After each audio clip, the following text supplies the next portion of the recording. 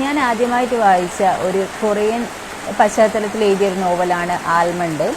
ഈ നോവൽ എഴുതിയിരിക്കുന്നത് von Kyung song, അങ്ങനെയാണ് പ്രൊനൗൺസ് ചെയ്യാമെന്നാണ് ഞാൻ വിചാരിക്കുന്നത്.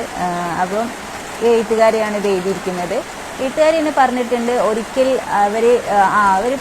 അവർക്ക് കുട്ടി ജനിച്ചതിന് ശേഷം അവർക്ക് തോന്നിയൊരു തോട്ടാണ് അത്. അതായത് നമ്മൾക്കൊരു കുട്ടി ഉണ്ടായിക്കഴിഞ്ഞാൽ അതിന് എന്തെങ്കിലും തരത്തിൽ നമ്മൾ ഉദ്ദേശിക്കും എന്തെങ്കിലും തരത്തിലുള്ള എന്താ പറയുക ആരോഗ്യ പ്രശ്നങ്ങളോ അല്ലെങ്കിൽ അങ്ങനെ എന്തെങ്കിലും സംഭവിച്ചു കഴിഞ്ഞാലും നമ്മൾ ആ കുട്ടീനെ ശരിക്കും ഇഷ്ടപ്പെടാൻ നമുക്ക് സാധിക്കുമോ? ആ ഒരു തോട്ടിൽ നിന്നാണ് ഈ ഒരു ബുക്ക് ഉണ്ടായിരിക്കുന്നത്. അതായത് അപ്പോൾ ഈ ബുക്കിൽ ഈ പറയുന്ന ഈ അമ്മ ഒരു സിംഗിൾ മദറാണ്.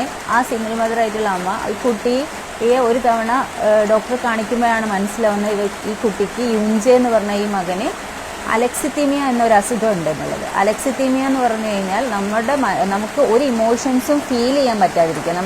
നമുക്ക് ദേഷ്യം ഉണ്ടാവില്ല, സങ്കടം ഉണ്ടാവില്ല, സന്തോഷം ഉണ്ടാവില്ല, അല്ലെങ്കിൽ വേറെ ആൾക്കാരോട് സ്നേഹം തോന്നുന്ന ഒരു ഫീലിങ്സും ഒരു ഇമോഷൻസും ഫീൽ ചെയ്യാതിരിക്കുന്ന ആ ഒരു കണ്ടീഷനാണ് എന്തെന്ന് പറയുന്നത് അലക്സിത്തീമിയ.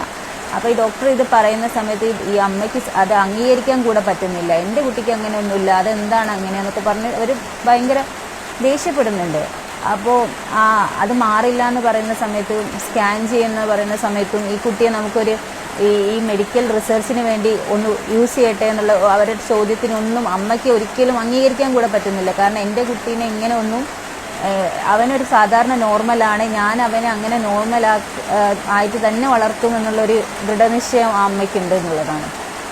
അങ്ങനെ ഈ അമ്മയും അപ്പോൾ ഡോക്ടറെ അടുത്ത് ഇവർ ചോദിക്കുന്നത് എന്തുകൊണ്ടാണ് ഇങ്ങനെ വന്നതെന്ന് ചോദിക്കുന്ന സമയത്ത് നമ്മുടെ ബ്രെയിന് അമിഗ്ഡാല എന്ന് പറഞ്ഞൊരു ആൽമണ്ട് ഷേപ്പുള്ള ഒരു പാർട്ടുണ്ട്. ഈ ആൽമണ്ട് ഷേപ്പ് ആ ഒരു അമിഗ്ഡാല കാരണമാണ് നമുക്ക് ഈ ഫിയർ, നമ്മുടെ ദേഷ്യം, സങ്കടമൊക്കെ മനസ്സിലാവുന്നത്. പക്ഷേ ഈ കുട്ടിയിൽ ചില ആളുകളിൽ അത് റുഡിമെൻ്ററി ആയിരിക്കും, ചിലതാൾക്ക് വളരുന്നത് ഇപ്പോൾ വളരെ ചെറുതായിട്ടേ ഗ്രോത്ത് ഉണ്ടാവുള്ളൂ.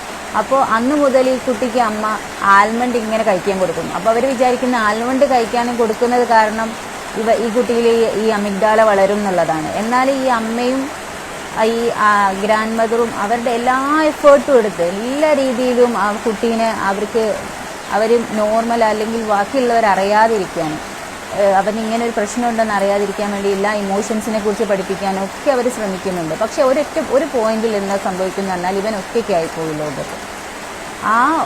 പിന്നെ ആ കുട്ടി എങ്ങനെയാണ് ഇങ്ങനെ ഒരു പ്രശ്നമുള്ള ഒരാൾ ഒറ്റയ്ക്കായി പോകുമ്പോൾ എന്തായിരിക്കും സംഭവിക്കുക? അതാണ് ഈ കഥയിലൂടെ പ്രധാനമായിട്ടും പറയുന്നത്. അതായത് പിന്നെ അവൻ്റെ ജീവിതം എങ്ങനെയായിരിക്കും മുന്നോട്ട് പോവുക? ആളുകളല്ലെങ്കിലും ചെറുപ്പം മുതലേ അവനെ ചില കാര്യങ്ങൾ കാണുമ്പോൾ അവനെ മോൺസ്റ്റർ എന്നാണ് വിളിച്ചുകൊണ്ടിരിക്കുന്നത്. അപ്പോൾ അങ്ങനെ ഒരു ലോകത്ത് ഇവൻ എങ്ങനെയായിരിക്കും മുന്നോട്ട് ജീവിക്കുക എന്നുള്ളതൊക്കെയാണ് ഈ കഥയിലൂടെ ഭയങ്കര. അതായത് നമ്മൾ ഇങ്ങനെ ഒരു കഥയാണെങ്കിൽ നമ്മൾ വിചാരിക്കരുത് നമുക്ക് എന്താ പറയുക ഭയങ്കര സങ്കടം വരും അല്ലെങ്കിൽ അങ്ങനെ ഒരു ഹെവി ആയിട്ടാണ് എഴുതിയിരിക്കുന്നത്. ഒരിക്കലും അല്ല, വളരെ സിമ്പിളായിട്ട് ഒരു ഡ്രാമയൊക്കെ കാണുന്ന പോലെ നമുക്ക് വായിച്ച് തീർക്കാൻ പറ്റിയ ഒരു നോവലാണ്. ഇതൊരു കമ്മിങ് ഓഫ് ഏജ് ആണെന്നും പറയാം. ഒരു ടീനേജ് ബോയിയുടെ അവൻ്റെ ഫ്രണ്ട്ഷിപ്പ്, ലവ്, ഈ കാര്യങ്ങളൊക്കെ ഇതിൽ എക്സ്പ്ലോർ ചെയ്യുന്നുണ്ട്. വളരെ സിമ്പിളായിട്ട് പറഞ്ഞ് അവസാനിപ്പിക്കുന്ന ഒരു നോവലാണ്. ആരെങ്കിലും ഇത് വായിച്ചിട്ടില്ലെങ്കിൽ, നിങ്ങൾക്ക് വായിക്കാൻ താല്പര്യം ഉണ്ടെങ്കിൽ എന്തായാലും വായിച്ചു നോക്കണം. പിന്നെ വായിച്ചവരുണ്ടെങ്കിൽ എന്താ നിങ്ങൾക്ക് ഈ ബുക്കിനെ കുറിച്ചുള്ള അഭിപ്രായം എന്നുള്ളതും കൂടെ ഒന്ന് പറയാം.